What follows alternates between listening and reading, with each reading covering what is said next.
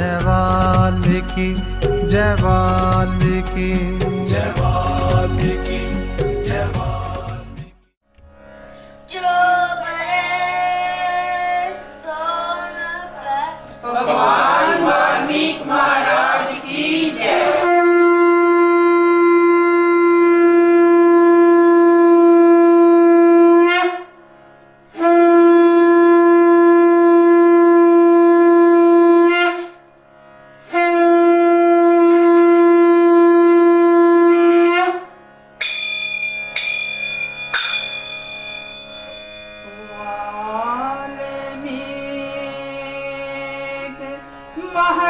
महाराज के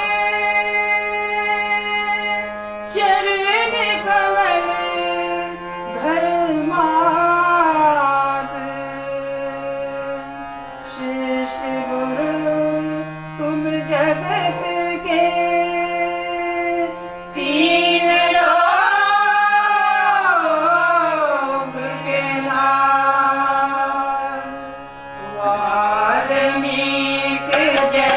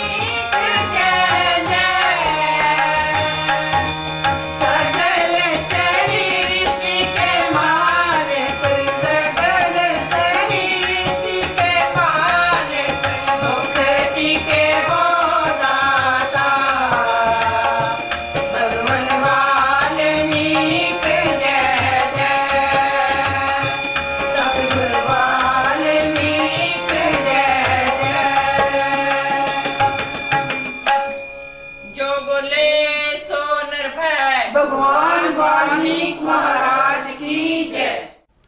जो बोले सो निरपै भगवान वाल्मीकि महाराज की जय। जो बोले सो निरपै सतगुरु रविदास महाराज की जय। गुरु रूप साध संगत जी,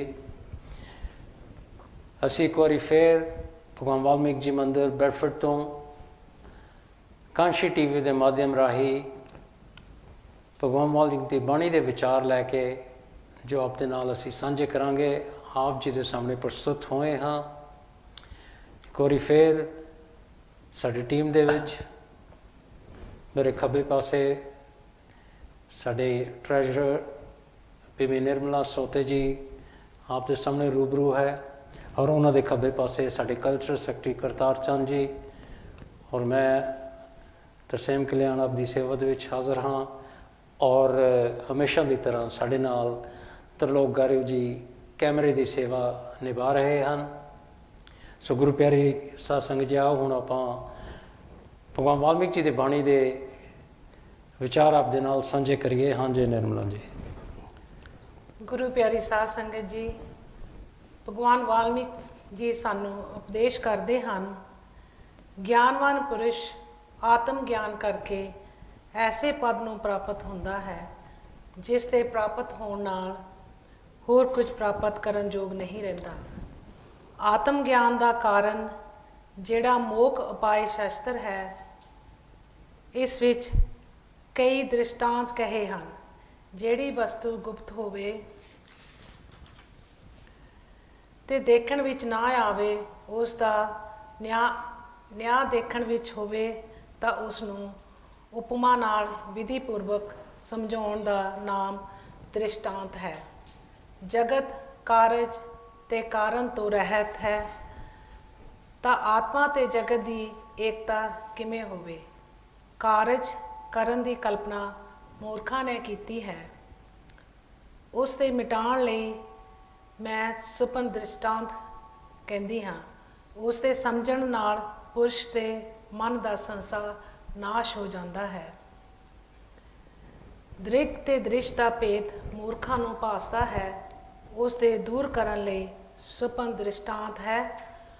ਉਸ ਦੇ ਵਿਚਾਰ ਕਰਨ ਨਾਲ ਮਿਥਿਆ ਵਿਭਾਗ ਕਲਪਨਾ ਦਾ ਅਭਾਵ ਹੋ ਜਾਂਦਾ ਹੈ। ਐਸੀ ਕਲਪਨਾ ਨੂੰ ਨਾਸ਼ ਕਰਨ ਵਾਲਾ ਇਹ ਮੋਖ ਉਪਾਏ ਸ਼ਸਤਰ ਹੈ। ਜਿਹੜਾ ਪੁਰਸ਼ ਇਸ ਦਾ ਆਦਿ ਤੋਂ ਅੰਤ ਤੱਕ ਵਿਚਾਰੇਗਾ, ਉਹ ਪੂਰਨ ਸੰਸਕਾਰੀ ਹੋਵੇਗਾ। ਜਿਹੜਾ ਪਦ ਪਦਾਰਥ ਨੂੰ ਜਾਣਨ ਵਾਲਾ ਹੋਵੇਗਾ ਤੇ ਦ੍ਰਿਸ਼ ਨੂੰ ਬਾਰ-ਬਾਰ ਵਿਚਾਰੇਗਾ, ਉਸ ਦਾ ਦ੍ਰਿਸ਼ ਪਰਮ ਨਾਸ਼ ਹੋ ਜਾਵੇਗਾ। ਇਸ ਸ਼ਸਤਰ ਦੇ ਵਿਚਾਰਨ ਨਾਲ ਕਿਸੇ ਤੀਰਥ, ਤਪ, ਦਾਨ ਆਦਿਕ ਦੀ ਰੁਕਾਵਟ ਨਹੀਂ। ਜਿੱਥੇ ਜਗ੍ਹਾ ਮਿਲੇ ਜਾਪ ਕਰੇ, ਜਿਹੋ ਜਿਹਾ ਭੋਜਨ ਮਿਲੇ ਗ੍ਰਹਿਣ ਕਰੇ ਤੇ ਹਰ ਕਰਮ ਵਿਚਾਰ ਕੇ ਕਰੇ ਤਾਂ ਅਗਿਆਨ ਦਾ ਨਾਸ਼ ਹੋ ਕੇ ਆਤਮ ਪਦ ਦੀ ਪ੍ਰਾਪਤੀ ਹੋਵੇਗੀ। ਇਸ ਸ਼ਸਤਰ ਪੁਰਸ਼ ਇਹ ਸ਼ਸਤਰ ਪ੍ਰਕਾਸ਼ ਰੂਪ ਹੈ। ਜਿਵੇਂ ਹਨੇਰੇ ਵਿੱਚ ਪਦਾਰਥ ਨਹੀਂ ਦਿਸਦਾ, ਪਰ ਦੀਵੇ ਦੇ ਪ੍ਰਕਾਸ਼ ਨਾਲ ਸਭ ਕੁਝ ਦਿਖਾਈ ਦਿੰਦਾ ਹੈ, ਤਿਵੇਂ ਇਹ ਸ਼ਸਤਰ ਰੂਪੀ ਦੀਵਾ ਵਿਚਾਰ ਰੂਪੀ ਸਹਿਤ ਹੋਵੇ ਤਾਂ ਆਤਮ ਪਦ ਦੀ ਪ੍ਰਾਪਤੀ ਹੁੰਦੀ ਹੈ।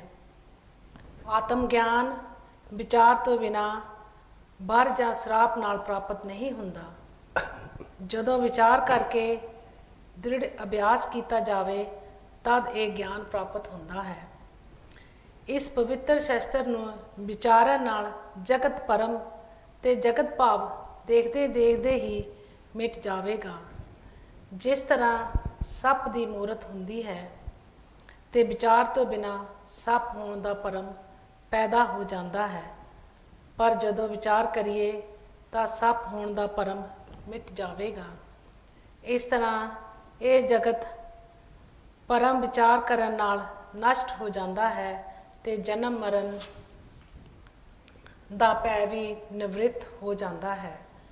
ਕਰਤਾਰ ਚੰਦ ਜੀ ਭਗਵਾਨ ਵਾਲਮੀਕ ਜੀ ਦੀ ਕਥਾ ਅਨੁਸਾਰ ਜਨਮ ਮਰਨ ਦਾ ਭੈ ਬੜਾ ਦੁਖਦਾਈ ਹੈ, ਪਰ ਇਸ ਸ਼ਸਤਰ ਦੇ ਵਿਚਾਰਨ ਨਾਲ ਪੁਰਸ਼ ਇਸ ਭੈ ਤੋਂ ਛੁਟਕਾਰਾ ਪਾ ਸਕਦਾ ਹੈ। ਕੀ ਤੁਸੀਂ ਇਸ ਜਨਮ ਮਰਨ ਦੇ ਭੈ ਤੋਂ ਛੁਟਕਾਰਾ ਪਾਉਣ ਲਈ ਭਗਵਾਨ ਵਾਲਮੀਕ ਜੀ ਦੀ ਬਾਣੀ ਵਿੱਚੋਂ ਤੁਸੀਂ ਹੋਰ ਕੁਝ ਕੀ ਕਹਿਣਾ ਚਾਹੋਗੇ?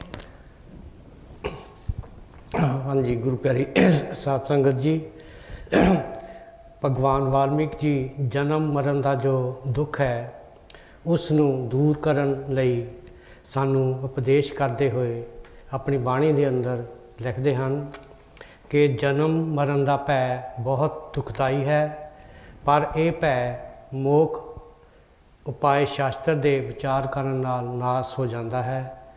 ਉਹ ਮਾਂ ਦੀ ਕੁੱਖ ਵਿੱਚ ਜਿਨ੍ਹਾਂ ਲੋਕਾਂ ਨੇ ਇਸ ਸ਼ਾਸਤਰ ਦੇ ਵਿਚਾਰ ਨੂੰ ਤਿਆਗ ਦਿੱਤਾ ਹੈ, ਉਹ ਮਾਂ ਦੀ ਕੋਖ ਵਿੱਚ ਆਉਣ ਦੇ ਕਸ਼ਟ ਤੋਂ ਨਹੀਂ ਬਚਣਗੇ। ਪਰ ਵਿਚਾਰਵਾਨ ਪੁਰਸ਼ ਆਤਮ ਪਦ ਨੂੰ ਪ੍ਰਾਪਤ ਹੋਣਗੇ। ਜਿਹੜੇ ਸ੍ਰੇਸ਼ਟ ਗਿਆਨੀ ਪੁਰਸ਼ ਹਨ ਉਹਨਾਂ ਨੂੰ ਬੇਅੰਤ ਸ੍ਰਿਸ਼ਟੀ ਆਪਣਾ ਰੂਪ ਹੀ ਲੱਗਦਾ ਹੈ। ਕੋਈ ਵੀ ਪਦਾਰਥ ਆਤਮਾ ਤੋਂ ਇੱਥੇ ਵੱਖ ਨਹੀਂ ਹੈ। ਜਿਵੇਂ ਜਿਸ ਨੂੰ ਜਲ ਦਾ ਗਿਆਨ ਹੈ ਉਸ ਨੂੰ ਲਹਿਰ ਅਤੇ ਭੰਵਰ ਦਾ ਜਲ ਰੂਪ ਲੱਗਦਾ ਹੈ, ਤਿਵੇਂ ਹੀ ਗਿਆਨਵਾਨ ਨੂੰ ਸਭ ਕੁਝ ਆਤਮ ਰੂਪ ਲੱਗਦਾ ਹੈ। ਉਹ ਇੰਦਰੀਆਂ ਦੇ ਇਸ਼ਟ ਅਨਿਸ਼ਟ ਦੀ ਪ੍ਰਾਪਤੀ ਵਿੱਚ ਇੱਛਾ ਦਵੈਤ ਨਹੀਂ ਕਰਦਾ। ਸਦਾ ਇੱਕ ਰਸ ਮਨ ਦੇ ਸੰਕਲਪ ਤੋਂ ਰਹਿਤ ਸ਼ਾਂਤ ਰੂਪ ਹੁੰਦਾ ਹੈ। ਜਿਵੇਂ ਮੰਦਰਾਚਲ ਪਰਬਤ ਦੇ ਨਿਕਲਣ ਨਾਲ ਖੀਰ ਸਮੁੰਦਰ ਸ਼ਾਂਤ ਹੋਇਆ ਸੀ, ਤਿਵੇਂ ਸੰਕਲਪ ਵਿਕਲਪ ਰਹਿਤ ਇਹ ਪੁਰਸ਼ ਸ਼ਾਂਤ ਰੂਪ ਹੋ ਜਾਂਦਾ ਹੈ। ਗੁਰੂ ਪਿਆਰੀ ਸਾਧ ਸੰਗਤ ਜੀ, ਭਗਵਾਨ ਵਾਲਮੀਕ ਜੀ ਸਾਨੂੰ ਜਨਮ ਮਰਨ ਦੇ ਭੈ ਤੋਂ ਮੁਕਤ ਕਰਨ ਲਈ ਉਪਦੇਸ਼ ਕਰਦੇ ਹੋਏ ਕਹਿੰਦੇ ਹਨ, ਅੱਗ ਦਾ ਤੇਜ ਸਾੜਨ ਵਾਲਾ ਹੁੰਦਾ ਹੈ, ਪਰ ਗਿਆਨ ਦਾ ਤੇਜ ਜਿਸ ਦੇ ਹਿਰਦੇ ਵਿੱਚ ਪੈਦਾ ਹੋ ਜਾਂਦਾ ਹੈ ਉਹ ਸ਼ੀਤਲ ਤੇ ਸ਼ਾਂਤ ਰੂਪ ਹੋ ਜਾਂਦਾ ਹੈ। ਫਿਰ ਉਸ ਵਿੱਚ ਸੰਸਾਰ ਦਾ ਕੋਈ ਵਿਕਾਰ ਨਹੀਂ ਰਹਿੰਦਾ। ਜਿਵੇਂ ਕਲਯੁਗ ਵਿੱਚ ਬੋਧੀ ਵਾਲਾ ਤਾਰਾ ਉਦੈ ਹੁੰਦਾ ਹੈ ਤੇ ਕਲਯੁਗ ਦਾ ਅਭਾਵ ਹੋਣ ਨਾਲ ਤਾਰਾ ਉਦੈ ਨਹੀਂ ਹੁੰਦਾ, ਤਿਵੇਂ ਹੀ ਗਿਆਨਵਾਨ ਚਿੱਤ ਵਿੱਚ ਵਿਕਾਰ ਉਤਪੰਨ ਨਹੀਂ ਹੁੰਦਾ। ਸੰਸਾਰ ਪਰਮ ਆਤਮਾ ਦੇ ਪ੍ਰਮਾਦ ਤੋਂ ਉਤਪੰਨ ਹੁੰਦਾ ਹੈ, ਪਰ ਆਤਮਾ ਦੇ ਗਿਆਨ ਨਾਲ ਬਿਨਾਂ ਯਤਨ ਤੋਂ ਸ਼ਾਂਤ ਹੋ ਜਾਂਦਾ ਹੈ। ਫੁੱਲ ਪੱਤੇ ਕੱਟਣ ਵਿੱਚ ਕੁਝ ਯਤਨ ਹੁੰਦਾ ਹੈ, ਪਰ ਆਤਮਾ ਦੇ ਪ੍ਰਾਪਤ ਕਰਨ ਵਿੱਚ ਕੁਝ ਯਤਨ ਨਹੀਂ ਹੁੰਦਾ, ਕਿਉਂਕਿ ਬੋਧ ਰੂਪ ਨੂੰ ਬੋਧ ਕਰਕੇ ਜਾਣਦਾ ਹੈ। ਭਗਵਾਨ ਵਾਲਮੀਕ ਜੀ ਕਹਿੰਦੇ ਹਨ ਕਿ ਆਤਮਾ ਸ਼ੁੱਧ ਤੇ ਅਦਵੈਤ ਰੂਪ ਹੈ ਤੇ ਜਗਤ ਪਰਮ ਮਾਤਰ ਗਿਆਨ ਸਰੂਪ ਹੈ। ਜਿਸ ਦੀ ਅਸਲੀਅਤ ਅਗਲਾ ਪਿਛਲਾ ਵਿਚਾਰ ਕਰਨ ਨਾਲ ਪ੍ਰਾਪਤ ਨਾ ਹੋਵੇ ਤਾਂ ਉਸ ਨੂੰ ਅਸਤ ਜਾਣੋ, ਅਤੇ ਜੋ ਅਗਲਾ ਪਿਛਲਾ ਵਿਚਾਰ ਕਰਕੇ ਸਥਿਰ ਰਹੇ ਉਸ ਨੂੰ ਸਤ ਜਾਣੋ। ਇਸ ਜਗਤ ਦੀ ਅਸਲੀਅਤ ਆਦ ਅੰਤ ਵਿੱਚ ਨਹੀਂ ਹੈ, ਇਸ ਲਈ ਇਹ ਸੁਪਨੇ ਵਾਂਗ ਹੈ। ਜਿਵੇਂ ਸੁਪਨਾ ਆਦ ਅੰਤ ਵਿੱਚ ਕੁਛ ਨਹੀਂ, ਤਿਵੇਂ ਜਾਗਣ ਵੀ ਆਦ ਅੰਤ ਵਿੱਚ ਕੁਝ ਨਹੀਂ ਹੈ। ਇਸ ਲਈ ਜਾਗਣਾ ਤੇ ਸੁਪਨਾ ਦੋਨੇ ਇੱਕ ਸਮਾਨ ਹਨ। ਗੁਰੂ ਪਿਆਰੀ ਸਾਧ ਸੰਗਤ ਜੀ, ਸਾਨੂੰ ਸਮਝਾਉਣ ਲਈ ਭਗਵਾਨ ਵਾਲਮੀਕ ਜੀ ਅੱਗੇ ਉਪਦੇਸ਼ ਕਰਦੇ ਹਨ ਕਿ ਇਹ ਗੱਲ ਬਾਲਕ ਵੀ ਜਾਣਦਾ ਹੈ, ਜਿਸ ਦੀ ਆਦ ਅੰਤ ਵਿੱਚ ਅਸਲੀਅਤ ਨਾ ਹੋਵੇ ਉਹ ਸੁਪਨੇ ਵਾਂਗ ਹੈ। ਜਿਸ ਦਾ ਆਦ ਵੀ ਨਾ ਹੋਵੇ ਅਤੇ ਅੰਤ ਵੀ ਨਾ ਹੋਵੇ ਤੇ ਉਸ ਦਾ ਮੱਧ ਵੀ ਅਸਤ ਜਾਣਨਾ ਚਾਹੀਦਾ ਹੈ। ਇਸ ਤੋਂ ਅੱਗੇ ਗੁਰੂ ਜੀ ਇੱਕ ਦ੍ਰਿਸ਼ਟਾਂਤ ਦੇ ਕੇ ਸਾਨੂੰ ਸਮਝਾਉਣ ਦੀ ਹੋਰ ਕੋਸ਼ਿਸ਼ ਕਰਦੇ ਹੋਏ ਲਿਖਦੇ ਹਨ, ਸੰਕਲਪਪੁਰੀ ਵਾਂਗ ਧਿਆਨ ਨਗਰ ਦੀ ਨਿਆਈ, ਸੁਪਨਪੁਰੀ ਦੀ ਨਿਆਈ ਵਾਰ ਸਰਾਫ ਕਰਕੇ ਜੋ ਉਪਜਦਾ ਹੈ ਉਸ ਦੀ ਨਿਆਈ ਅਸ਼ੋਧੀ ਤੋਂ ਉਸ ਦੀ ਨਿਆਈ ਔਸ਼ਧੀ ਤੋਂ ਉਪਜੇ ਵਾਂਗ ਇਹਨਾਂ ਪਦਾਰਥਾਂ ਦੀ ਸੱਚਾਈ ਨਾ ਆਦ ਹੁੰਦੀ ਹੈ ਤੇ ਨਾ ਅੰਤ ਹੁੰਦੀ ਹੈ, ਤੇ ਮੱਧ ਵਿੱਚ ਜੋ ਭਾਸਦਾ ਹੈ ਉਹ ਵੀ ਪਰਮ ਮਾਤਰ ਹੈ। ਇਸੇ ਤਰ੍ਹਾਂ ਇਹ ਜਗਤ ਆਕਾਰਨ ਹੈ ਤੇ ਕਾਰਨ ਭਾਵ ਸੰਬੰਧ ਕਰਕੇ ਭਸਦਾ ਹੈ ਤਾਂ ਕਾਰਜ ਕਾਰਨ ਜਗਤ ਹੋਇਆ। ਪਰ ਆਤਮ ਸਤਾ ਅਕਾਰਨ ਹੈ, ਇਹ ਜਗਤ ਸਾਕਾਰ ਹੈ। ਆਤਮਾ ਨਿਰਾਕਾਰ ਹੈ। ਜਿਵੇਂ ਸੁਪਨੇ ਦੀ ਸ੍ਰਿਸ਼ਟੀ ਹੁੰਦੀ ਹੈ, ਉਸ ਦਾ ਅਗਲਾ ਪਿਛਲਾ ਭਾਵ ਆਤਮਾ ਹੈ, ਕਿਉਂਕਿ ਅਕਾਰਨ ਹੈ। ਤੇ ਮੱਧ ਭਾਵ ਦਾ ਦ੍ਰਿਸ਼ਟਾਂਤ ਨਹੀਂ ਮਿਲਦਾ, ਕਿਉਂਕਿ ਉਪਮੇਯ ਅਕਾਰਨ ਹੈ। ਉਸ ਦਾ ਇਸ ਦੇ ਸਮਾਨ ਦ੍ਰਿਸ਼ਟਾਂਤ ਕਿਵੇਂ ਹੋਵੇ? ਇਸ ਲਈ ਆਪਣੇ ਬੋਧ ਦੇ ਅਰਥ ਦ੍ਰਿਸ਼ਟਾਂਤ ਦਾ ਇੱਕ ਅੰਸ਼ ਗ੍ਰਹਿਣ ਕਰਨਾ ਹੀ ਸਭ ਲਈ ਲਾਭਦਾਇਕ ਹੁੰਦਾ ਹੈ। ਹਾਂਜੀ। ਗੁਰੂ ਪਿਆਰੀ ਸਾਧ ਸੰਗਤ ਜੀ, ਭਗਵਾਨ ਵਾਲਮੀਕ ਜੀ ਉਚਾਰਨ ਕਰਦੇ ਹਨ, ਜਿਹੜੇ ਵਿਚਾਰਵਾਨ ਪੁਰਸ਼ ਹਨ ਉਹ ਗੁਰੂ ਅਤੇ ਸ਼ਾਸਤਰ ਦੇ ਬਚਨ ਸੁਣ ਕੇ ਸੁਖ ਬੋਧ ਲਈ ਦ੍ਰਿਸ਼ਟਾਂਤ ਦਾ ਅੰਸ਼ ਗ੍ਰਹਿਣ ਕਰਦੇ ਹਨ। ਉਹਨਾਂ ਨੂੰ ਆਤਮ ਤਤ ਦੀ ਪ੍ਰਾਪਤੀ ਹੁੰਦੀ ਹੈ, ਕਿਉਂਕਿ ਉਹ ਸਾਰ ਗ੍ਰਾਹਕ ਹੁੰਦੇ ਹਨ। ਜਿਹੜੇ ਪੁਰਸ਼ ਬੋਧ ਲਈ ਦ੍ਰਿਸ਼ਟਾਂਤ ਦਾ ਅੰਸ਼ ਗ੍ਰਹਿਣ ਨਹੀਂ ਕਰਦੇ ਤੇ ਵਾਦ ਵਿਵਾਦ ਕਰਦੇ ਹਨ, ਉਹ ਮੂਰਖ ਕਿਸੇ ਚੀਜ਼ ਦੀ ਪ੍ਰਾਪਤੀ ਨਹੀਂ ਕਰ ਸਕਦੇ। ਜਿਵੇਂ ਹਨੇਰੇ ਵਿੱਚ ਚੀਜ਼ ਪਈ ਹੋਵੇ ਤਾਂ ਉਸ ਨੂੰ ਦੀਵੇ ਦੇ ਪ੍ਰਕਾਸ਼ ਨਾਲ ਵੇਖ ਲਈਦਾ ਹੈ, ਕਿਉਂਕਿ ਸਾਨੂੰ ਦੀਵੇ ਦੇ ਪ੍ਰਕਾਸ਼ ਨਾਲ ਮਤਲਬ ਹੈ। ਜੇ ਕਹੀਏ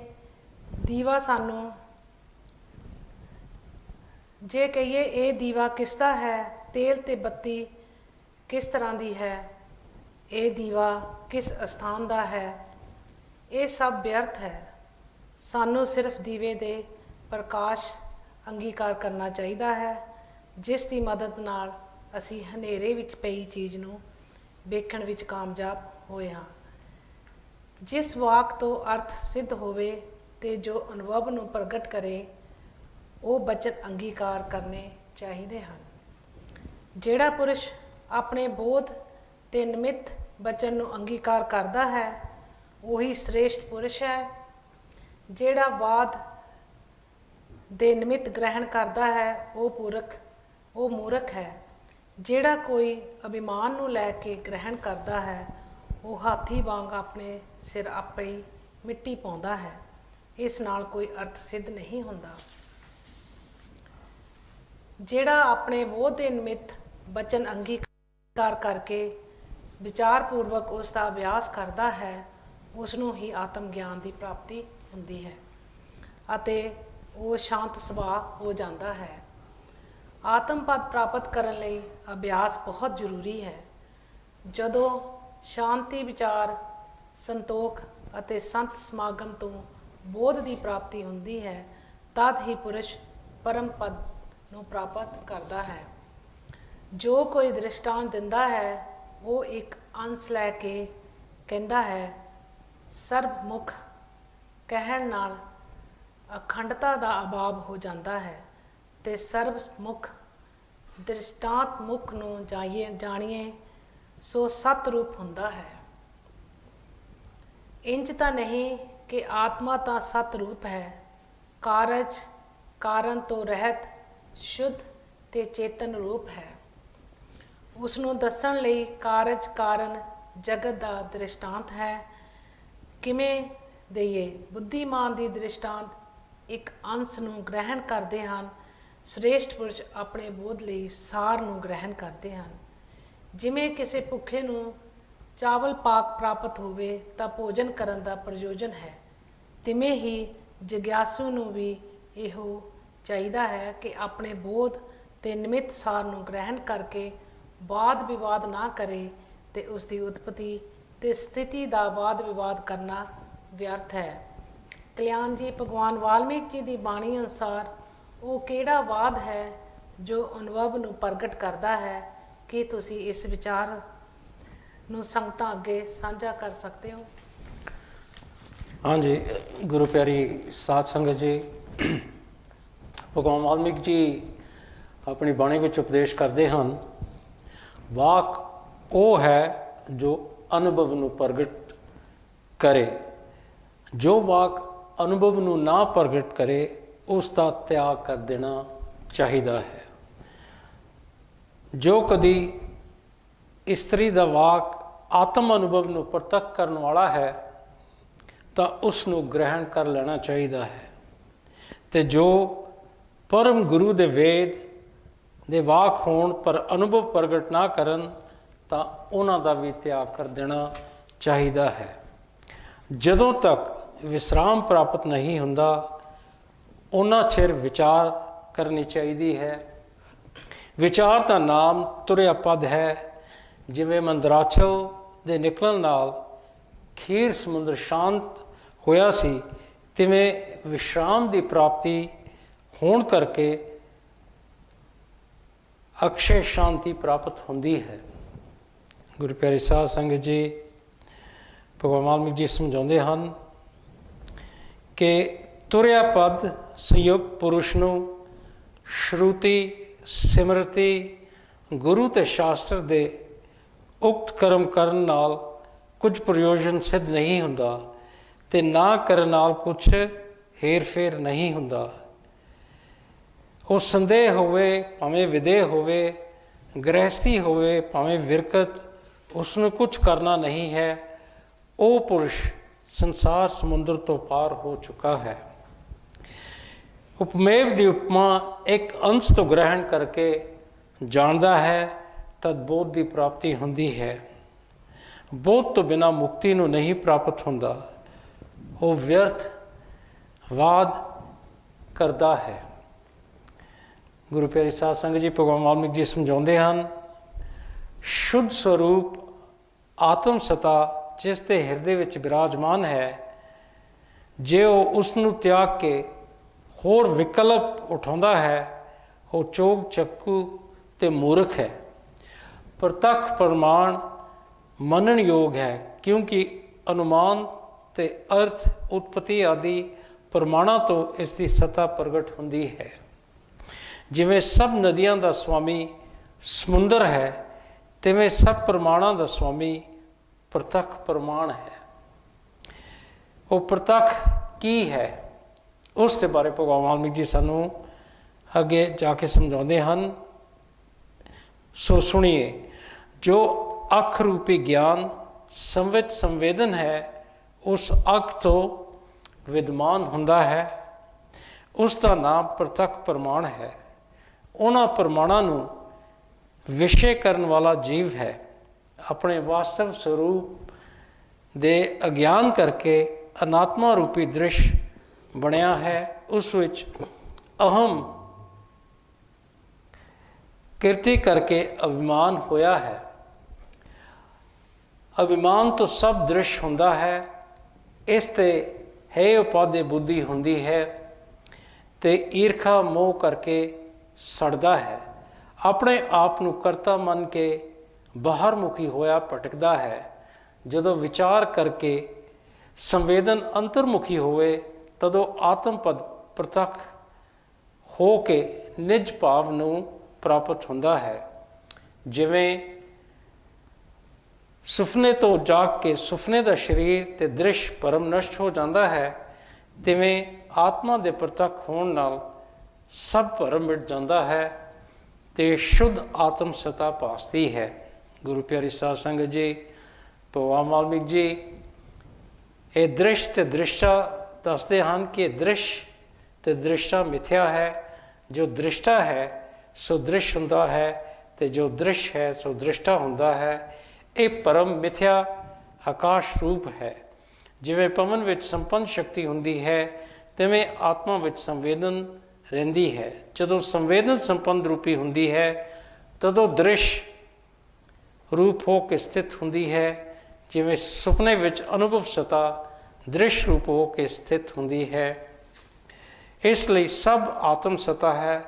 ਐਸਾ ਵਿਚਾਰ ਕਰਕੇ ਆਤਮ ਪਦ ਨੂੰ ਪ੍ਰਾਪਤ ਹੋ ਜਾਓ, ਤੇ ਜੋ ਐਸਾ ਵਿਚਾਰ ਕਰਕੇ ਆਤਮ ਪਦ ਨੂੰ ਪ੍ਰਾਪਤ ਨਾ ਹੋ ਸਕੇ ਤੇ ਅਹੰਕਾਰ ਦਾ ਜੋ ਲੇਖ ਫੁਰਦਾ ਹੈ ਉਸ ਦਾ ਅਭਾਵ ਕਰੋ।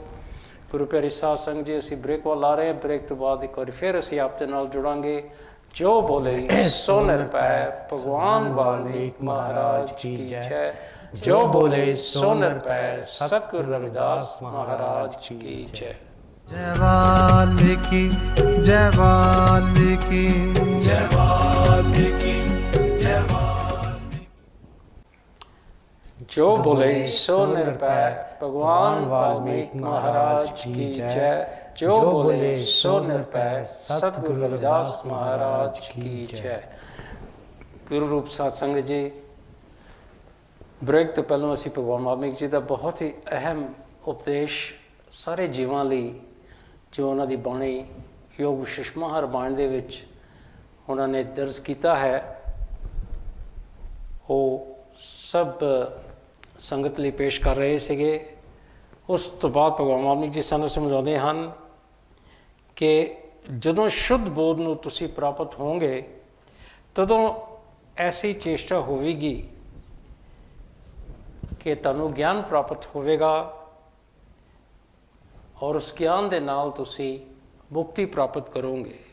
जिवें यंत्री दी पुतली संवेदन बिना चेष्टा करती है, तिवें देह रूपी पुतली दा चलाण वाला मन रूप संवेदन है, उस तो बिना पई रहेगी ते अहंकार दा भाव होवेगा।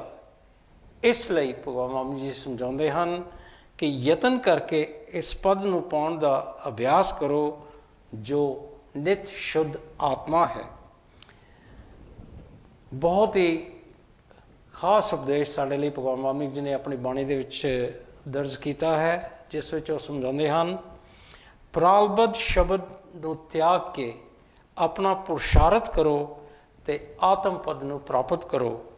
जिहड़ा कोई पुरुषार्थ विच सूरमा है सो आत्म पद नूं प्राप्त हुंदा है। जिहड़ा नीच पुरुष पुरुषार्थ दा आसरा नहीं करता वो संसार समुद्र विच डुबदा है। हाँ जी निर्मला जी। गुरु प्यारी साध संगत जी, भगवान वाल्मीकि जी उपदेश करते हैं कि जदों पुरुष सत्संग करके बुद्धि नूं शुद्ध कर लैंदा है तदों आत्म पद नूं प्राप्त हुंदा है। पहला सत्संग ये है कि जिस दी चेष्टा शस्त्र दे अनुसार होवे, उसका संग करे, उसके गुणां नूं हिरदे विच धारे। फिर महापुरुषां दे शांति संतोख आदि गुणां दा आसरा करे। शांति संतोख अजिहे गुणां तो ज्ञान उपजदा है। जिमें मेघ तो अन्न उपजदा है ते अन्न तो जगत हुंदा है ते जगत तो मेघ हुंदा है, इसे तरह शांति संतोख गुण ते आत्म ज्ञान परम पर सहायक हुंदे हन। शांति वर्गे गुणा करके आत्म ज्ञान उपजदा है। आत्म ज्ञान नाल शांति आदिक गुण स्थित हुंदे हन। जिमें वड्डे सरोवर विच मेघ ते मेघ नाल जल भरपूर हुंदा है, तिवें शांति आदि गुणां तो आत्म ज्ञान उत्पन्न हुंदा है। आत्म ज्ञान तो सारे गुण उत्पन्न हुंदे हन। ये विचार करके शांति संतोख आदि गुणां दा अभ्यास करो, तद तुसी छेती ही आत्म तत्व नूं प्राप्त होवोगे। ज्ञानवान पुरुष नूं शांति आदिक गुण सुभाविक प्राप्त हुंदे हन ते जिग्यासु नूं अभ्यास करके प्राप्त हुंदे हन। जिमें धाम दी पालना इस्त्री करदी होई उच्ची आवाज़ नाल पंछियां नूं उडाउंदी है, तद वो फल हासिल करदी है ते पुष्ट हुंदी है। इसे तरह शांति संतोख वर्गे गुणां दे पालन नाल आत्म पद की प्राप्ति हुंदी है। गुरु प्यारी साध संगत जी, भगवान वाल्मीकि जी की उत्पत्ति प्रकरण के पहले अध्याय विच लिखते हैं कि ब्रह्म ते ब्रह्म देवता तव इंद सा भाव तेरा मेरा आदिक। करतार चंद जी, ये जो तेरा मेरा दा विशा जो भगवान वाल्मीकि जी ने उठाया है, इसनूं तुसी बाणी विच संगतां नाल किस तरह साझा करोगे? हाँ जी, गुरु प्यारी साध संगत जी, भगवान वाल्मीकि जी अपनी बाणी अंदर लिखते हुए सानू उपदेश करते हैं कि मनुखी मन विच जो तेर मेर आदिक शब्द फुरदे हैं, ये सब आत्म सता दे आसरे फुरदे हैं। जिवें सुपने विच सब अनुभव सता विच शब्द हुंदे हैं, तिवें ही ये भी जाणो ਅਤੇ ਜਿਹੜੇ ਉਸ ਵਿੱਚ ਇਹ ਵਿਕਲਪ ਹੁੰਦੇ ਹਨ ਕਿ ਜਗਤ ਕੀ ਹੈ, ਇਹ ਕਿਵੇਂ ਪੈਦਾ ਹੋਇਆ ਹੈ ਅਤੇ ਇਹ ਕਿਸ ਦਾ ਹੈ। ਇਸ ਤਰ੍ਹਾਂ ਦੇ ਬਹੁਤ ਸਾਰੇ ਵਿਕਲਪ ਮਨੁੱਖੀ ਮਨ ਅੰਦਰ ਫੁਰਦੇ ਰਹਿੰਦੇ ਹਨ। ਇਹ ਜੋ ਜਗਤ ਹੈ ਇਹ ਸਾਰਾ ਹੀ ਬ੍ਰਹਮ ਰੂਪ ਹੈ। ਜੋ ਪਦਾਰਥ ਉਪਜਦਾ ਹੈ ਉਹੀ ਵੱਧਦਾ ਹੈ, ਘਟਦਾ ਹੈ, ਮੋਕਸ਼ ਹੁੰਦਾ ਹੈ ਅਤੇ ਉੱਚਾ ਨੀਵਾਂ ਹੁੰਦਾ ਹੈ, ਅਤੇ ਜੋ ਉਪਜਦਾ ਨਾ ਹੋਵੇ ਉਸ ਦਾ ਵਧਣਾ ਘਟਣਾ, ਬੰਧਨ, ਮੋਕਸ਼ ਅਤੇ ਉੱਚਾ ਨੀਵਾਂ ਹੋਣਾ ਵੀ ਨਹੀਂ ਹੁੰਦਾ। ਸਥਾਵਰ ਜੰਗਮ ਜੋ ਕੁਝ ਜਗਤ ਦਿਸਦਾ ਹੈ ਸੋ ਸਾਰਾ ਆਕਾਸ਼ ਰੂਪ ਹੈ। ਦੇਖਣ ਵਾਲੇ ਦਾ ਜੋ ਦ੍ਰਿਸ਼ ਦੇ ਨਾਲ ਸੰਜੋਗ ਹੈ ਉਸ ਦਾ ਨਾਮ ਬੰਧਨ ਹੈ, ਅਤੇ ਉਸੇ ਸੰਜੋਗ ਨੂੰ ਦੇ ਨਿਵਰਤ ਹੋਣ ਦਾ ਨਾਮ ਮੋਕਸ਼ ਹੈ। ਦੇਹ ਰੂਪ ਜਗਤ ਪਾਰ ਬ੍ਰਹਮ ਰੂਪ ਹੈ ਅਤੇ ਸਭ ਕੁਝ ਉਪਜਿਆ ਨਹੀਂ। ਜੋ ਉਪਜਿਆ ਭਾਸਤਾ ਹੈ ਸੋ ਅਜਿਹਾ ਹੈ ਜਿਵੇਂ ਗੂੜੀ ਨੀਂਦ ਵਿੱਚ ਸੁਪਨਾ। ਜਿਵੇਂ ਸੁਪਨੇ ਵਿੱਚ ਗੂੜੀ ਨੀਂਦ ਹੁੰਦੀ ਹੈ ਤਿਵੇਂ ਹੀ ਜਗਤ ਦਾ ਪਰੋਲ ਹੁੰਦਾ ਹੈ ਅਤੇ ਜਗਤ ਦਾ ਪਰਲੋ ਹੁੰਦਾ ਹੈ, ਅਤੇ ਪਰਲੋ ਵਿੱਚ ਜੋ ਬਾਕੀ ਰਹਿੰਦਾ ਹੈ ਉਹ ਉਸ ਦੀ ਸੰਗਿਆ ਵਿਹਾਰ ਦੇ ਨਿਮਿਤ ਉਸ ਨੂੰ ਆਖਿਆ ਜਾਂਦਾ ਹੈ। ਨਿਤ, ਸਤ, ਬ੍ਰਹਮ, ਆਤਮਾ, ਸਚਿਦਾਨੰਦ ਆਦਿ ਜਿੰਨੇ ਵੀ ਇਸ ਦੇ ਨਾਮ ਰੱਖੇ ਗਏ ਹਨ ਉਹ ਸਾਰਿਆਂ ਦਾ ਆਪਣਾ ਆਪ ਹੈ। ਚੇਤਨਤਾ ਤੋਂ ਉਸ ਦਾ ਨਾਮ ਜੀਵ ਹੋਇਆ ਹੈ ਅਤੇ ਸ਼ਬਦ ਅਰਥਾਂ ਨੂੰ ਸਵੀਕਾਰ ਕਰਨ ਲੱਗਾ ਹੈ। ਚੇਤਨ ਵਿੱਚ ਜੋ ਹਿਲਜੁਲ ਹੋਈ ਹੈ ਸੋ ਸੰਕਲਪ ਵਿਕਲਪ ਰੂਪ ਮਨ ਹੋ ਕੇ ਸਥਿਤ ਹੋਇਆ ਹੈ। ਉਸ ਦੀ ਗਤੀ ਨਾਲ ਦੇਸ਼, ਕਾਲ, ਨਹਿਰਾਂ, ਪਰਬਤ ਅਤੇ ਜੰਗਮ ਰੂਪ ਜਗਤ ਹੋਇਆ ਹੈ। ਜਿਵੇਂ ਗੂੜੀ ਨੀਂਦ ਵਿੱਚ ਜਿਵੇਂ ਸੁਪਨਾ ਹੋਵੇ ਤਿਵੇਂ ਇਹ ਜਗਤ ਹੈ। ਉਸ ਨੂੰ ਕੋਈ ਅਵਿਦਿਆ, ਕੋਈ ਜਗਤ, ਕੋਈ ਮਾਇਆ, ਕੋਈ ਸੰਕਲਪ ਅਤੇ ਕੋਈ ਦ੍ਰਿਸ਼ ਆਖਦੇ ਹਨ। ਅਸਲ ਵਿੱਚ ਸਭ ਕੁਝ ਬ੍ਰਹਮ ਸਰੂਪ ਹੈ, ਹੋਰ ਕੁਝ ਨਹੀਂ ਹੈ। ਜਿਵੇਂ ਸੋਨੇ ਤੋਂ ਗਹਿਣਾ ਬਣਦਾ ਹੈ ਅਤੇ ਗਹਿਣਾ ਸੋਨਾ ਰੂਪ ਹੈ, ਸੋਨੇ ਤੋਂ ਇਲਾਵਾ ਗਹਿਣਾ ਕੋਈ ਚੀਜ਼ ਨਹੀਂ ਹੈ, ਤਿਵੇਂ ਹੀ ਜਗਤ ਅਤੇ ਬ੍ਰਹਮ ਵਿੱਚ ਕੋਈ ਫਰਕ ਨਹੀਂ ਹੈ। ਫਰਕ ਤਾਂ ਤਦ ਹੋਵੇ ਜਦੋਂ ਜਗਤ ਉਪਜਿਆ ਹੋਵੇ। ਜੋ ਉਪਜਿਆ ਹੀ ਨਹੀਂ ਤਾਂ ਫਰਕ ਕਿਵੇਂ ਲੱਗੇ, ਅਤੇ ਜੋ ਫਰਕ ਲੱਗਦਾ ਹੈ ਸੋ ਮਿਰਗ ਤ੍ਰਿਸ਼ਨਾ ਦੇ ਪਾਣੀ ਦੀ ਤਰ੍ਹਾਂ ਹੈ। ਭਾਵ ਜਿਵੇਂ ਮਿਰਗ ਤ੍ਰਿਸ਼ਨਾ ਦੀ ਨਦੀ ਦੀਆਂ ਲਹਿਰਾਂ ਲੱਗਦੀਆਂ ਹਨ, ਪਰ ਉੱਥੇ ਸੂਰਜ ਦੀਆਂ ਕਿਰਨਾਂ ਹੀ ਪਾਣੀ ਦੇ ਸਮਾਨ ਲੱਗਦੀਆਂ ਹਨ। ਪਾਣੀ ਦਾ ਨਾਮ ਨਿਸ਼ਾਨ ਵੀ ਨਹੀਂ। ਤਿਵੇਂ ਹੀ ਆਤਮਾ ਵਿੱਚ ਜਗਤ ਭਾਸਤਾ ਹੈ। ਚੇਤਨ ਦੇ ਕਣ ਕਣ ਪ੍ਰਤੀ ਸ੍ਰਿਸ਼ਟੀ ਅਪਾਸ ਸਰੂਪ ਹੈ, ਕੁਝ ਉਪਜੀ ਨਹੀਂ। ਅਦਵੈਤ ਸਤਾ ਆਪਣੇ ਆਪ ਵਿੱਚ ਵਿਆਪਕ ਹੈ। ਫਿਰ ਉਸ ਵਿੱਚ ਜਨਮ ਮਰਨ ਤੇ ਬੰਧਨ ਮੋਕਸ਼ ਕਿਵੇਂ ਹੋਵੇ। ਜਿੰਨੀ ਕਲਪਨਾ ਬੰਧਨ ਮੋਕਸ਼ ਆਦਿਕ ਭਾਸਦੀ ਹੈ ਸੋ ਅਸਲ ਵਿੱਚ ਕੁਝ ਨਹੀਂ ਹੈ। ਇਹ ਆਤਮਾ ਦੇ ਗਿਆਨ ਨਾਲ ਭਾਸਦੀ ਹੈ। ਗੁਰੂ ਪਿਆਰੀ ਸਾਧ ਸੰਗਤ ਜੀ, ਭਗਵਾਨ ਵਾਲਮੀਕ ਜੀ ਇਸ ਤੋਂ ਅੱਗੇ ਸਾਨੂੰ ਉਪਦੇਸ਼ ਕਰਦੇ ਹਨ। ਇਹ ਜਗਤ ਪੈਦਾ ਨਹੀਂ ਹੋਇਆ, ਕਲਪਨਾ ਹੀ ਜਗਤ ਰੂਪ ਹੋ ਕੇ ਭਾਸਦੀ ਹੈ ਅਤੇ ਪਰਮਾਦ ਤੋਂ ਸਤ ਹੋ ਰਹੀ ਹੈ। ਇਸ ਦਾ ਨਿਵਰਤ ਹੋਣਾ ਮੁਸ਼ਕਲ ਹੈ। ਅਨਿੱਤ ਅਤੇ ਨਿੱਤ ਜੋ ਸ਼ਬਦ ਹਨ ਸੋ ਭਾਵਨਾ ਮਾਤਰ ਹਨ। ਅਜਿਹੇ ਬਚਨਾਂ ਨਾਲ ਜਗਤ ਭਰਮ ਦੂਰ ਨਹੀਂ ਹੁੰਦਾ। ਅਰਥ ਵਾਲੇ ਬਚਨਾਂ ਤੋਂ ਬਿਨਾਂ ਦ੍ਰਿਸ਼ ਭਰਮ ਦੂਰ ਨਹੀਂ ਹੁੰਦਾ। ਜੋ ਚਰਚਾ ਕਰਕੇ ਅਤੇ ਤਪ, ਤੀਰਥ, ਦਾਨ, ਇਸ਼ਨਾਨ, ਧਿਆਨ ਆਦਿਕ ਕਰਕੇ ਜਗਤ ਦੇ ਭਰਮ ਨੂੰ ਦੂਰ ਕਰਨਾ ਚਾਹੇ ਉਹ ਮੂਰਖ ਹੈ। ਇਸ ਤਰ੍ਹਾਂ ਤਾਂ ਭਰਮ ਹੋਰ ਵੀ ਮਜ਼ਬੂਤ ਹੁੰਦਾ ਹੈ, ਕਿਉਂਕਿ ਜਿੱਥੇ ਜਾਵੇਗਾ ਉੱਥੇ ਦੇਸ਼, ਕਾਲ ਅਤੇ ਕਿਰਿਆ ਸਮੇਤ ਨਿਤ ਪੰਚਭੂਤਕ ਸ੍ਰਿਸ਼ਟੀ ਹੀ ਨਜ਼ਰ ਆਵੇਗੀ, ਹੋਰ ਕੁਝ ਨਜ਼ਰ ਨਹੀਂ ਆਵੇਗਾ। ਇਸ ਨਾਲ ਵੀ ਜਗਤ ਭਰਮ ਨਾਸ਼ ਨਹੀਂ ਹੋਵੇਗਾ ਅਤੇ ਜੋ ਜਗਤ ਤੋਂ ਉਪਰਾਮ ਹੋ ਕੇ ਸਮਾਧੀ ਲਾ ਕੇ ਬੈਠੇਗਾ ਤਦੋਂ ਵੀ ਚਿਰ ਕਾਲ ਵਿੱਚ ਉਤਰੇਗਾ, ਫਿਰ ਵੀ ਜਗਤ ਦਾ ਸ਼ਬਦ ਅਤੇ ਅਰਥ ਸਮਝ ਆਵੇਗਾ। ਜਿਹੜਾ ਫਿਰ ਵੀ ਅਨਰਥ ਰੂਪ ਵਿੱਚ ਸੰਸਾਰ ਭਾਸਿਆ ਤਾਂ ਸਮਾਧੀ ਦਾ ਕੀ ਸੁੱਖ ਹੋਇਆ, ਕਿਉਂਕਿ ਜਦੋਂ ਤੱਕ ਸਮਾਧੀ ਵਿੱਚ ਰਹੇਗਾ ਤਦੋਂ ਤੱਕ ਸੁੱਖ ਰਹੇਗਾ। ਆਖਰ ਇਹਨਾਂ ਉਪਾਵਾਂ ਨਾਲ ਜਗਤ ਨਿਵਰਤ ਨਹੀਂ ਹੋਵੇਗਾ। ਜਿਵੇਂ ਕਮਲ ਦੇ ਡੋਡੇ ਵਿੱਚ ਬੀਜ ਹੁੰਦਾ ਹੈ ਅਤੇ ਜਦ ਤੱਕ ਉਸ ਦਾ ਨਾਸ਼ ਨਹੀਂ ਹੋਵੇਗਾ ਫਿਰ ਪੈਦਾ ਹੁੰਦਾ ਰਹੇਗਾ, ਤਿਵੇਂ ਹੀ ਜਿਵੇਂ ਸੰਸਾਰ ਵਿੱਚ ਰੁੱਖ ਦੇ ਪੱਤੇ ਤੋੜਨ ਨਾਲ ਬੀਜ ਨਾਸ਼ ਨਹੀਂ ਹੁੰਦਾ, ਤਿਵੇਂ ਹੀ ਤਪ ਦਾਨ ਆਦਿਕ ਨਾਲ ਜਗਤ ਦੀ ਨਿਵਰਤੀ ਨਹੀਂ ਹੁੰਦੀ। ਜਦੋਂ ਅਗਿਆਨ ਰੂਪੀ ਬੀਜ ਨਸ਼ਟ ਹੋਵੇਗਾ ਤਦ ਜਗਤ ਰੂਪੀ ਬ੍ਰਿਛ ਦਾ ਅਭਾਵ ਹੋਵੇਗਾ। ਇਹਨਾਂ ਉਪਾਵਾਂ ਨਾਲ ਅਵਿਨਾਸ਼ੀ ਪਦ ਅਤੇ ਅਵਿਨਾਸ਼ੀ ਸਮਾਧੀ ਨਹੀਂ ਪ੍ਰਾਪਤ ਹੁੰਦੀ। ਹਾਂਜੀ।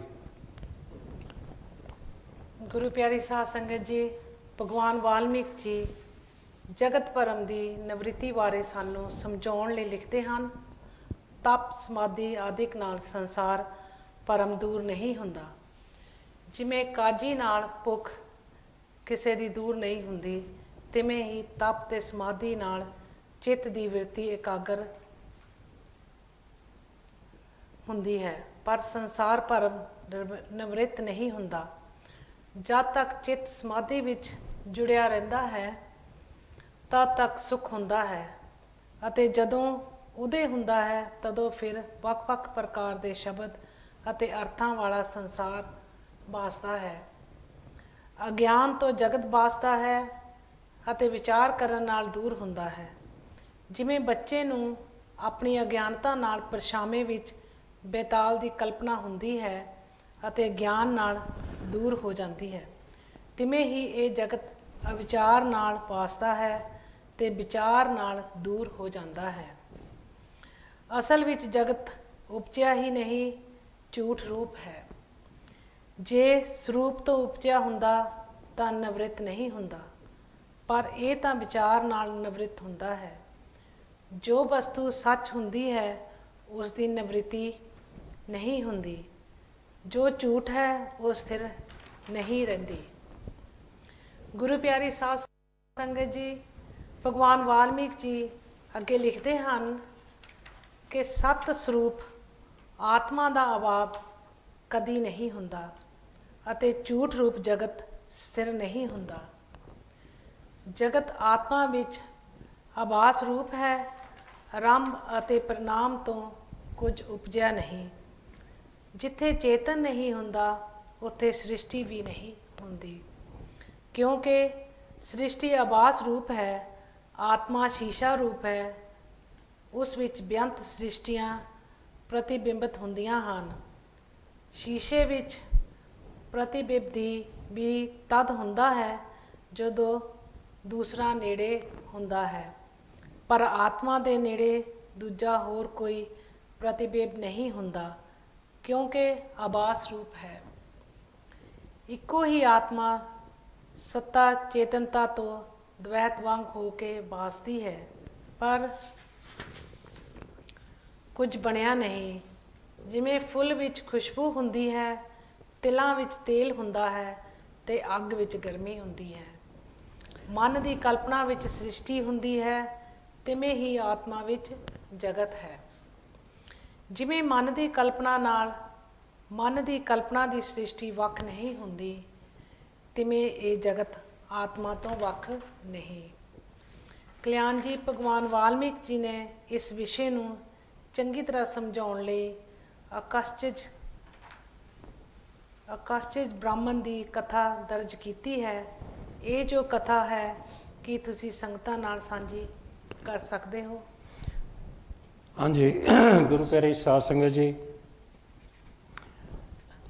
ਇਹ ਜੋ ਕਥਾ ਭਗਵਾਨ ਵਾਲਮੀਕ ਜੀ ਨੇ ਆਕਾਸ਼ਜ ਬ੍ਰਾਹਮਣ ਦੀ ਆਪਣੀ ਬਾਣੀ ਵਿੱਚ ਦਰਜ ਕੀਤੀ ਹੈ, ਸਭ ਤੋਂ ਪਹਿਲਾਂ ਮੈਂ ਸੰਗਤ ਨੂੰ ਦੱਸਣਾ ਚਾਹੁੰਦਾ ਹਾਂ ਕਿ ਬ੍ਰਾਹਮਣ ਉਹਨੂੰ ਕਹਿੰਦੇ ਹਨ ਜੋ ਪਰਮਾਤਮਾ ਦਾ ਗਿਆਨ ਜਾਣਨ ਵਾਲਾ ਇਨਸਾਨ ਹੁੰਦਾ ਹੈ। ਔਰ ਇਹ ਜੋ ਆਕਾਸ਼ਜ ਹੈ, ਇਸ ਦਾ ਪ੍ਰਸੰਗ ਬਹੁਤ ਹੀ ਸੁਣਨਯੋਗ ਹੈ ਅਤੇ ਇਹ ਬੋਧ ਦਾ ਕਾਰਨ ਬਣਦਾ ਹੈ।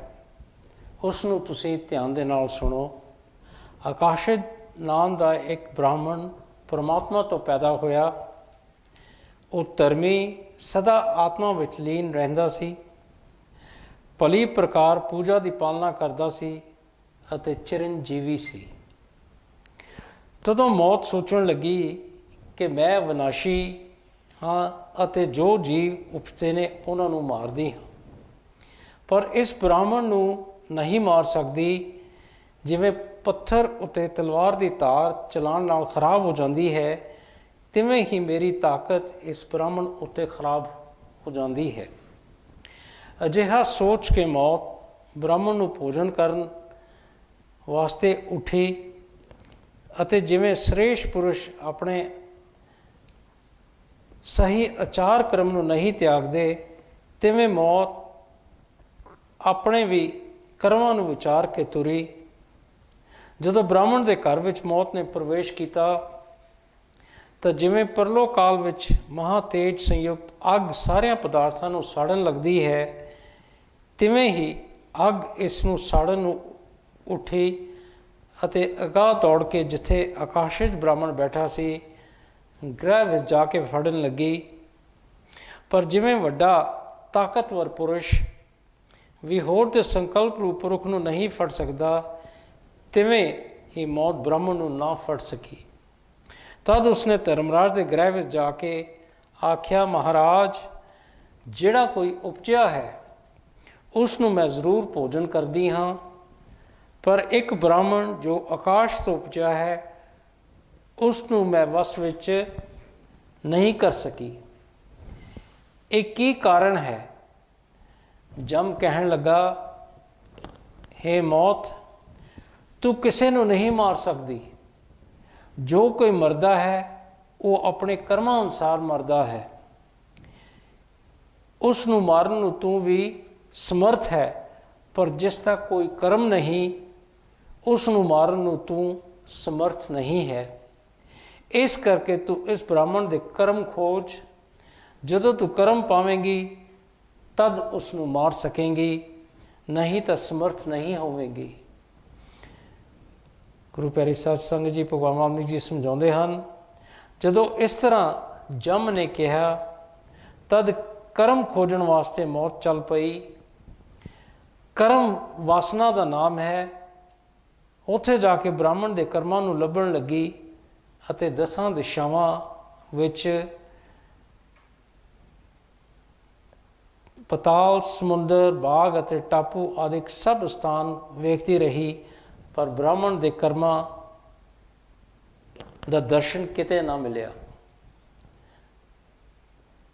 ਗੁਰੂ ਪਿਆਰੇ ਸਾਧ ਸੰਗਤ ਜੀ, ਭਗਵਾਨ ਵਾਲਮੀਕ ਜੀ ਉਪਦੇਸ਼ ਕਰਦੇ ਹਨ, ਮੌਤ ਬੜੀ ਬਲਵਾਨ ਹੈ, ਪਰ ਉਸ ਬ੍ਰਾਹਮਣ ਦੇ ਕਰਮਾਂ ਨੂੰ ਉਸਨੇ ਨਾ ਪਾਇਆ।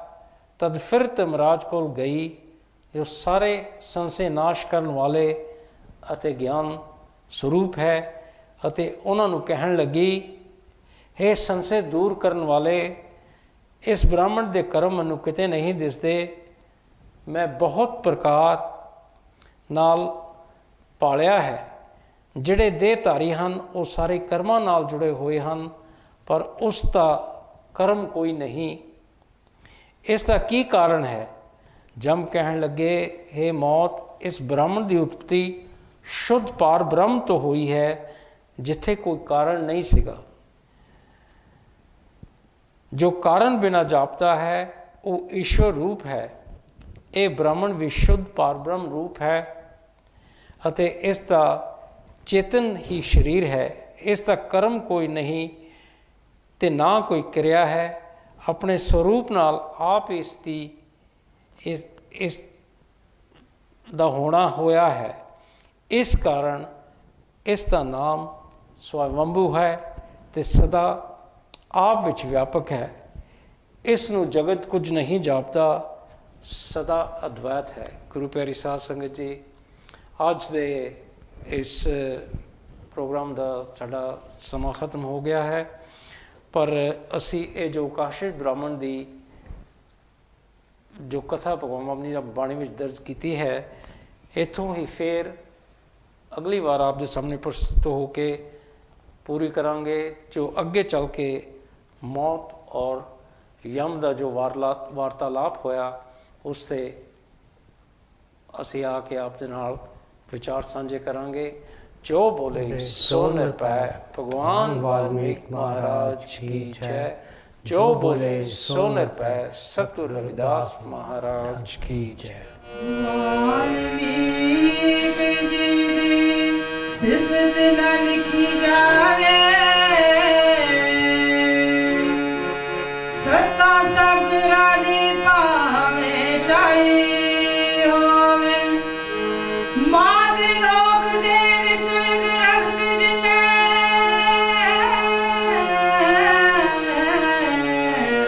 ਬੇਸ਼ੱਕ ਸਭਨਾ ਦੀ ਕਲਮ ਬਣਾਈ ਹੋਵੇ। ਭਾਵੇਂ ਅਰਸ਼ ਤੇ ਫਰਸ਼ ਬਣ ਜਾਣ ਕਾਗਜ਼,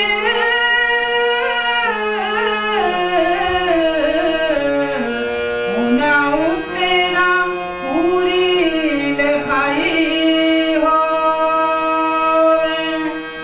ਅਲਮਤ ਉਸ ਦੀ ਸਿਫਤ ਨਾਮ ਕਰੇ,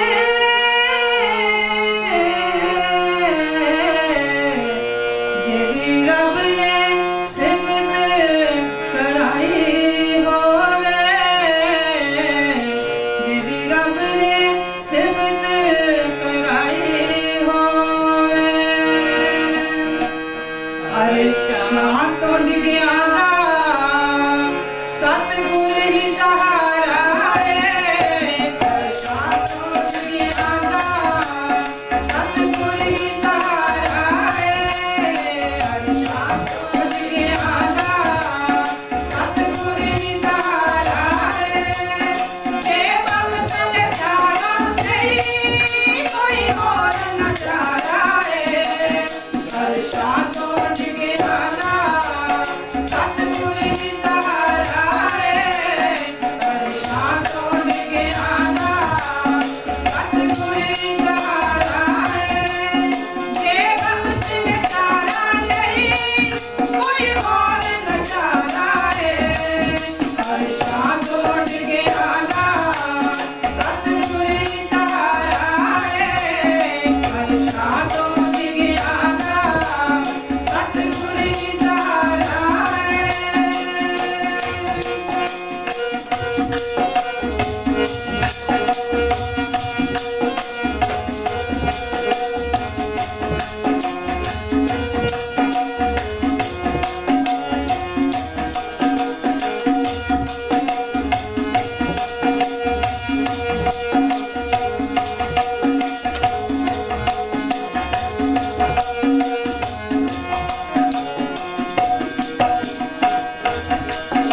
ਇਹ ਪਤਾ ਜਦੋਂ ਆਪਣੇ ਕਰ ਸਭ ਨੂੰ ਭੁੱਲ ਜਾਂਦਾ, ਜੀਏ ਜਿਹਾ ਜੀਵਨ ਹੈ ਮਿੱਟੀ ਵਿੱਚ ਰੁਲ ਜਾਂਦਾ।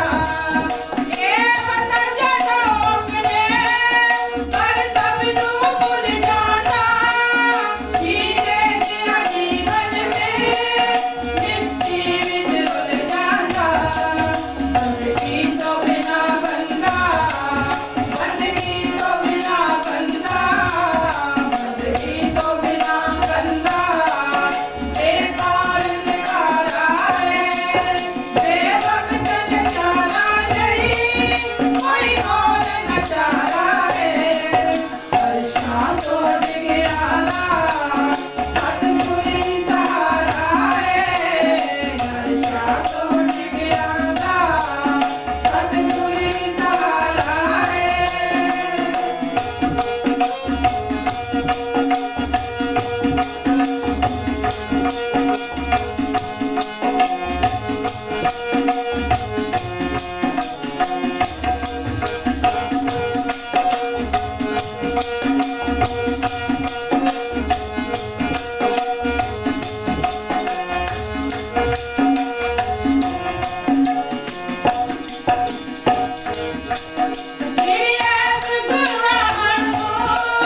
ਨਹੀਂ ਬਖਸ਼ ਖੁਦਾ ਸਕਦਾ, ਅਣਗਿਣਤ